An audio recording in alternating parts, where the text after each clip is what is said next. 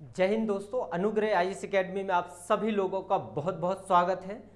इतिहास की क्लास में हम लोग कल इतिहास में गौरी के बारे में पढ़ा हुआ था।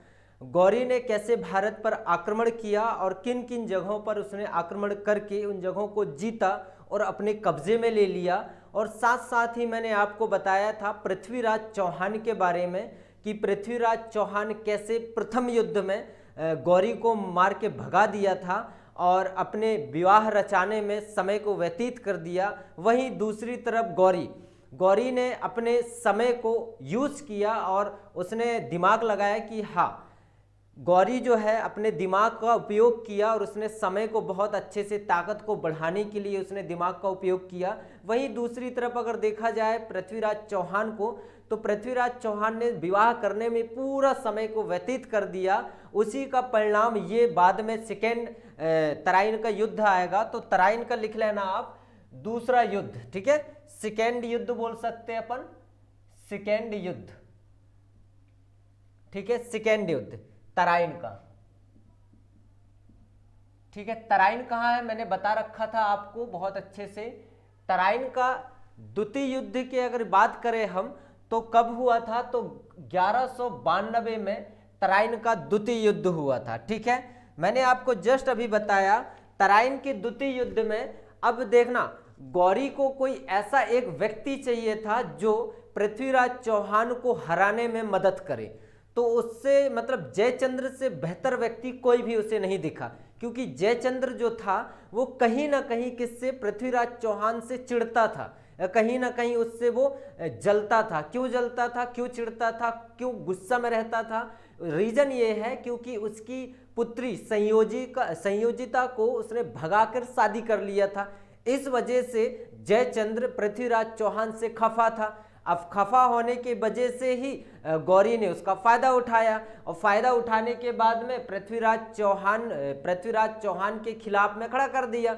गौरी और जयचंद्र दोनों मिलके पृथ्वीराज चौहान को हराने के लिए 1192 में सेकेंड युद्ध तराइन का लड़ा गया। और कहा जाता है पृथ्वीराज चौहान इस युद्ध में हार जाता है, ठीक है। ये युद्ध में गौरी की जीत होती है। और कहा जाता है कि देखना, ध्यान रखना, तराइन की दूसरे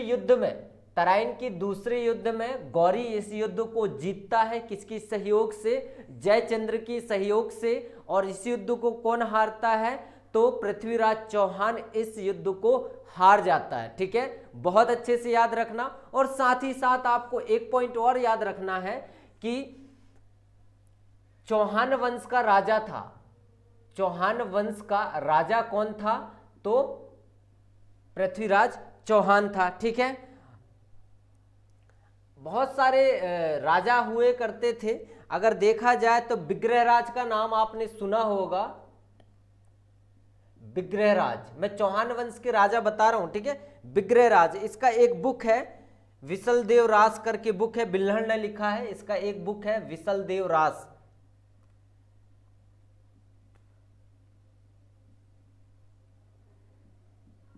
ठीक है। ये बुक है, ये ध्यान रखना है ना। किसने लिखा है? इसका लेखक बिल्हड़ है, ठीक है। चौहान वंश का राजा था। और एक अनन्यपाल है, एक व्यक्ति है, एक और राजा था जिसका नाम है अनन्यपाल, ठीक है। नाम याद रखना, अनन्यपाल, ठीक है। अनन्यपाल के बारे में नाम आपको याद रखना है, ठीक है। इसलिए बता रहा हूं क्योंकि ये जो व्यक्ति था ये तोमर वंश का था। कौन सी वंश का था? तोमर वंश का राजा था ये, ठीक है। इसी के द्वारा दिल्ली को मूल रूप से स्थापित किया गया था। दिल्ली की स्थापना 736 में की गई थी, ये पॉइंट याद रखना। पहले दिल्ली को ढिल्ली नाम से जाना जाता था, है ना। अब विग्रहराज अजमेर में संस्कृत विश्वविद्यालय विग्रहराज ने बनवाया था, याद रखना, ठीक है। विग्रहराज ने संस्कृत विश्वविद्यालय अजमेर में बनवाया था। संस्कृत विश्वविद्यालय अजमेर में बनवाया था, ये पॉइंट आप याद रखना। क्योंकि कुतुबुद्दीन जब शासन में आता है तो कुतुबुद्दीन इस विश्वविद्यालय को तोड़वा देता है, नष्ट करवा देता है और यहीं पर 2.5 दिन का झोपड़ा बनवाता है। ये पॉइंट आप बहुत अच्छे से याद रखना, ठीक है। चलो आगे बढ़ते हैं और चीजें समझते हैं। और इसके बाद में समझ में आ गया। इसके बाद में पृथ्वीराज चौहान को बंदी बनाकर गौरी अपने पास ले गया, और चीजें समझा रहा हूं, ठीक है। इसी हारने के बाद में पृथ्वीराज चौहान को गौरी ने बंदी बना के अपने पास ले गया, है ना। इसके बाद में 1194 में चंदावर की लड़ाई हुई। चंदावर की लड़ाई, ठीक है। चंदावर की लड़ाई 1194 में हुआ, ठीक है। कन्नौज के पास में ही ये चंदावर, तो याद रखना। और किस किस के बीच में हुआ, तो मोहम्मद गौरी और किसके बीच में, जयचंद्र के बीच में, जयचंद्र के बीच में हुआ। अब देखो, कहोगे आप कि जयचंद्र तो गौरी के साथ में था, तो भैया गौरी तब तक अपने साथ में रखा जब तक उसे काम था। इसके बाद मारा ला तो भगा दिया उसे, और भगाया तो ये युद्ध की स्थिति बन गई, है ना। इसके बाद में देखें हम, उड़ीसा, बिहार, ये सारे इस युद्ध को जीतने के बाद में जयचंद्र, ये युद्ध को, चंदावर की लड़ाई जयचंद्र हार गया, और इस लड़ाई को जीतने के बाद में गौरी ने बिहार, उड़ीसा पर कब्जा जमा लिया। ध्यान रखना, ठीक है। बिहार, उड़ीसा, इन सब जगह पर इसने कब्जा जमा के रखा हुआ था, ठीक है। चलो आगे बढ़ते हैं। अब ये गौरी जो है, गौरी किस जगह को जीतने की, उत्तर भारत को जीता। उत्तर भारत के मोहम्मद बिन बख्तियार खिलजी था यहाँ का, इसके अंडर में था, है ना। तो देखना ध्यान से, टाइम पीरियड बता रहा हूं, 1195 से लेके 1197 के बीच में उत्तर भारत में जो शासन कर रहे थे वो कौन थे, मोहम्मद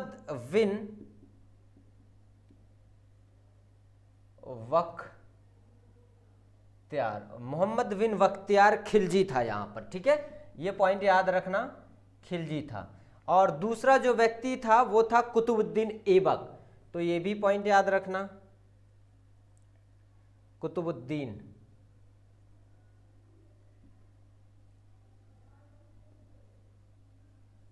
ऐबक, है ना। ये दोनों के अंडर में उत्तर भारत था, है ना। इन दोनों की जगह को इसने जीता, और जीतने के बाद में गुलाम था ये, कहीं ना कहीं ये दोनों गौरी के गुलाम थे, बख्तियार खिलजी और साथ साथ में कुतुबुद्दीन ऐबक। ये दोनों किसके गुलाम थे, तो गौरी के गुलाम थे। और इन लोगों ने क्या किया, बंगाल, बिहार, बुंदेलखंड और जबलपुर, ठीक है, इन जगह को कब्जा कर लिया। पहला लिख लेना आप, बंगाल, ठीक है, बंगाल, बिहार, ठीक है, बुंदेलखंड, बुंदेलखंड में चंदेल वंश थे, चंदेल वंश राजा था, चंदेल वंश का राजा था यहां पर, ठीक है। परमार देव थे यहां पर, है ना। और जबलपुर भी याद रखना, जबलपुर में कलचुरी वंश थी, त्रिपुरी के नाम से जाना जाता था पहले जबलपुर को। यहाँ पर कलचुरी वंश शासन कर रहे थे, है ना। और खजुराहो का मंदिर तो जानते ही होंगे आप, कहीं ना कहीं यहाँ तक नोट डाउन कर लो, इसके बाद में आगे बढ़ता हूं मैं, ना, ठीक है। खजुराहो के मंदिर के बारे में थोड़ा सा आप जान लो।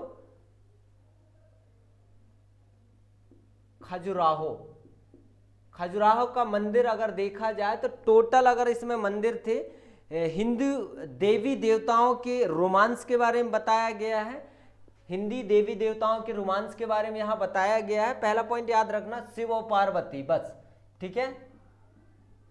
ये पॉइंट याद रखना, इनके रोमांस के बारे में यहां पर बताया गया है। ये मंदिर कहां पर है, तो बुंदेलखंड में है, ठीक है। ये मंदिर कहां पर है, तो बुंदेलखंड में है। किसने बनवाया, तो चंदेल शासकों ने बनवाया था इस मंदिर को। अभी के डेट में इसमें कितने मंदिर, 26 मंदिर हैं। पहले 85 मंदिर होते थे, ठीक है, याद रहेगा, पहले 85 होते थे, अभी कितने हैं, 26 मंदिर हैं।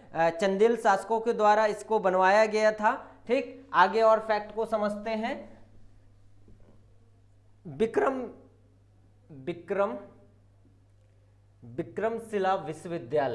विक्रमशिला विश्वविद्यालय और एक और है नालंदा विश्वविद्यालय, नाम सुना होगा, नालंदा विश्वविद्यालय, ठीक है। नालंदा विश्वविद्यालय, विक्रमशिला विश्वविद्यालय 1202 और 1203 1202 और 1203 में इन्हें नष्ट करवा दिया गया था। ये बिहार में, भागलपुर बिहार में है ये, और ये भी बिहार में है, दोनों बिहार में है, बट ये भागलपुर में है। ठीक है, याद रखना।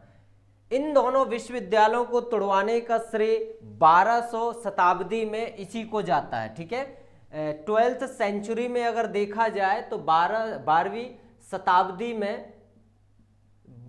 शताब्दी में इस विश्वविद्यालय को तुड़वाने का श्रेय किसे जाता है, तो बख्तियार खिलजी को जाता है। ये पॉइंट बहुत अच्छे से याद रखना। ठीक है, चलो आगे बढ़ते हैं और चीजें और समझते हैं। बख्तियार खिलजी ने आग लगवा दिया था नालंदा विश्वविद्यालय में, कहा जाता है। नालंदा विश्वविद्यालय अगर देखा जाए तो किनके द्वारा बनवाया गया था, तो गुप्त शासकों के द्वारा। किसके द्वारा? गुप्त शासक के द्वारा नालंदा विश्वविद्यालय को बनवाया गया था। कौन व्यक्ति था? कुमार गुप्त सेकेंड था। कुमार गुप्त सेकेंड के द्वारा बनाया गया था। ठीक है, और इस विश्वविद्यालय में, विक्रमशिला विश्वविद्यालय में, जैन धर्म, बौद्ध धर्म, हिंदू धर्म, इन सब की शिक्षा दीक्षा दी जाती थी इस विश्वविद्यालय में। मगर इस विश्वविद्यालय को बख्तियार खिलजी ने आग लगवा दिया था, और कहा जाता है कि बख्तियार खिलजी ने जब आग लगवाया था तो ये जो विश्वविद्यालय था 6 महीने तक धधकता रहा। इनका मेन उद्देश्य क्या था कि जितने भी सामग्री, हिंदू चाहे जैन चाहे बौद्ध धर्म के जितने भी पुस्तकें रखे हुए सारे नष्ट हो जाएं, तो आगे चल के जो बुकें वगैरह आएंगी तो हिंदू चाहे बौद्ध चाहे जैन धर्म, उनके बारे में लोगों की जानकारी नहीं होगी, तो वो हमारे धर्म मतलब मुस्लिम धर्म को फॉलो करेंगे। उनका उद्देश्य ये था, इस वजह से इन्होंने आग लगवा दिया था। ठीक है, चलो आगे बढ़ते हैं और आगे और भी चीजें समझते हैं।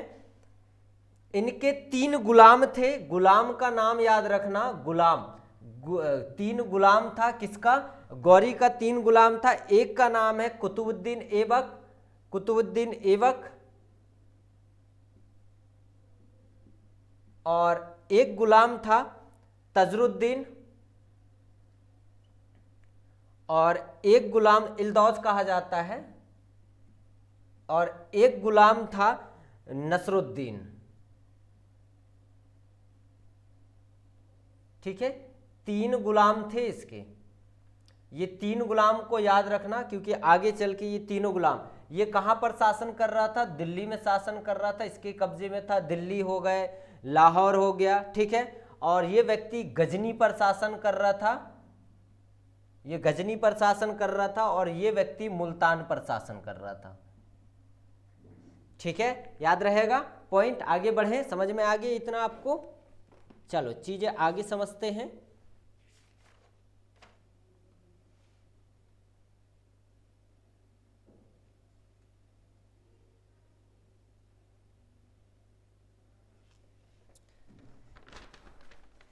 अब देखो,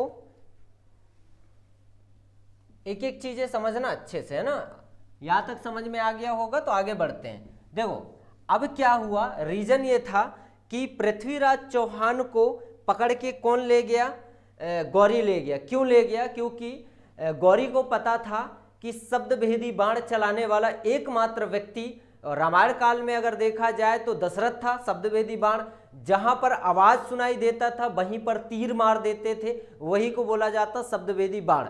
और एक कौन था? पृथ्वीराज चौहान। पृथ्वीराज चौहान को ले गए अपने दरबार में, और दरबार में ले जाने के बाद में उसके दोनों आंख फुड़वा दिया, और दोनों आंख फुड़वाने के बाद में उससे बोला कि भैया एक काम करो, तुम शब्द भेदी बाण चलाओ। ठीक है, तो कुछ भी सामग्री रख दिया, या तो बोला जाता है कि मछली रख दिया, मछली के आंख में आप क्या करो? तीर मारो, आवाज जहां पे ध्वनि आएगी वहीं पे आप तीर मारो। ये उनका मुख्य उद्देश्य था गौरी का। तो बहुत बार प्रयास किया बट वो सही तरीके से लगा नहीं, तो उसने बोला, गौरी ने, क्या हो गया आप शब्द भेदी बाण चलाते और क्या हो गया? तो उसने बोला, पृथ्वीराज चौहान ने बोला कि मेरा एक कवि है जो जोशीला कविता सुनाता है तो मेरे अंदर जोश भरता है, उस जोश के कारण ही मैं तीर को मार पाता हूं सही निशाने में। तो बोला कौन है? तो चंद्रवरदाई का नाम लिया, तो चंद्रवरदाई भी लपेटे में आ गया। तो चंद्रवरदाई भी उसके साथ में बुलवाया उसे। चंद्रवरदाई, गौरी ने बोला जाओ पकड़ के लेके आओ चंद्रवरदाई को।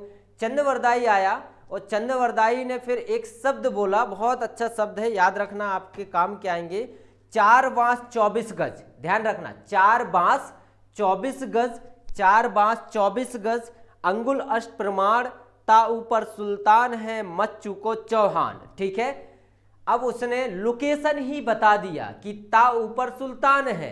ठीक है, तो उसने पूरा लोकेशन बता दिया कि यहां पर बैठा है। तो पृथ्वीराज चौहान ने जहां गौरी बैठा था वहीं पर तीर मार के उसे मार गिराया, मगर कहा जाता है कि गौरी नहीं मरा और उनके सैनिकों ने हमला कर दिया, पृथ्वीराज चौहान को मार गिराया। ठीक है, तो आज भी मकबरा जो है पृथ्वीराज चौहान की मृत्यु अगर देखा जाए तो पृथ्वीराज चौहान की गौरी की मृत्यु 1206 में हो गया था। जहां गौरी का मकबरा बनाया गया था वहीं के सीढ़ी पर पृथ्वीराज चौहान का भी मकबरा बनवाया गया था। ठीक है, ये याद रखना। राज पिथौरागढ़ जो किला है वो पृथ्वीराज चौहान ने बनवाया था, शहर बसवाया था यहाँ पर है। बाद में इसे कुतुबुद्दीन ऐबक ने नष्ट करवा दिया था। ये भी पॉइंट आप अच्छे से याद रखना। ठीक है, चलो अच्छे से आपको चीजें समझ में आ गई होंगी, मैं आशा करता हूं, है ना। पृथ्वीराज चौहान के बारे में शादी की कहानी क्या थी क्या नहीं थी पिछली वीडियो में मैंने बताया था, फिर से एक बार बता दे रहा हूं, है ना। तो पृथ्वीराज चौहान जो था वो कहीं ना कहीं प्रथम तराइन की युद्ध को जीतने के बाद में चंद्रवरदाई की पुत्री से ब्याह रचाने के लिए आगे बढ़ा और जयचंद्र की पुत्री से शादी करने के लिए आगे बढ़ा, मगर जयचंद्र नहीं चाहता था कि पृथ्वीराज चौहान से उसकी पुत्री की शादी हो, है ना। इस वजह से जयचंद्र और कहीं अपनी पुत्री की शादी के लिए बात कर रखा था और शादी भी करवा रहा था, मगर किसी कारणवश पृथ्वीराज चौहान को ये बातें पता चला और पृथ्वीराज चौहान मंडप पे ही पहुंच गया। शादी जहां रचाया जा रहा था, विवाह जहां रचाया जा रहा था वहीं पर पहुंच गया और वहीं से संयोजिता को भगा के लेके शादी कर लिया। उसी को कहा जाता राक्षस विवाह। ठीक है, याद रहेगा यहां तक। इसके बाद में फिर गौरी द्वितीय युद्ध लड़ा। द्वितीय युद्ध में गौरी इस युद्ध को जीत गया और पृथ्वीराज चौहान इस युद्ध को हार गया। हारने के बाद में पृथ्वीराज चौहान की जहां कब्र है, मतलब गौरी की जहां कब्र है, 1206 में इसकी मृत्यु हो गई। गौरी का जहां कब्र है उसी की सीढ़ी में पृथ्वीराज चौहान की कब्र बनवाया गया था। जब भी गौरी की मकबरा को देखने जाएंगे तो पृथ्वीराज चौहान को पैर में रौंदते हुए चढ़ा जाएगा सीढ़ी में, इस उद्देश्य से बनाया गया था। ठीक है, इल्दौज, नसरुद्दीन, कुबाचा, इन सब का नाम याद रखना, क्योंकि कल से हमारा गुलाम वंश स्टार्ट करूंगा मैं। तो गुलाम वंश के लिए आप तैयार रहना, क्योंकि उसमें बहुत अच्छी चीजें आपको बताऊंगा। तो यहां तक आपकी अब पूर्ण रूप से गौरी भारत पर प्रवेश कर चुका है, ये पॉइंट को याद रखना। क्योंकि कौन हार गया, यहाँ पृथ्वीराज चौहान हार गया और पूरा एरिया किसके कब्जे में आ गया, तो सीधा का सीधा पूरा एरिया गौरी कब्जे में आ गया। कल से हम लोग पढ़ेंगे गुलाम वंश के बारे में। आज के लिए बहुत बहुत धन्यवाद। अगर अभी तक आपने चैनल को सब्सक्राइब नहीं किया है तो चैनल को जरूर सब्सक्राइब करना और लोगों को शेयर जरूर करना, क्योंकि इतिहास को रटना नहीं, इतिहास को समझना मेरा उद्देश्य है। ठीक है, मेरा उद्देश्य है कि आपको इतिहास को समझाते हुए जो एक्चुअल में स्टोरी है उसे बताते हुए मैं आपके सामने रखूंगा। चीजें समझ में आएंगी, बहुत अच्छे से आएंगी। और कोशिश ये रहेगी कि एमपीपीएससी की मेंस जो मुख्य परीक्षा है उसमें भी आपके लिए लेक्चर में लेके आऊंगा बाद में, बट अभी प्रारंभिक परीक्षा को कंप्लीट करना मेरा उद्देश्य है। मुख्य परीक्षा कुछ चीजें आपको मैं बताता चलूंगा, तो उन चीजों को भी आप ध्यान में रखना, क्योंकि बैकग्राउंड आपको याद हो गया तो समझने में ज्यादा दिक्कत नहीं होगी। चलो कल मिलते हैं एक नए वीडियो के साथ। आज के लिए बहुत बहुत धन्यवाद।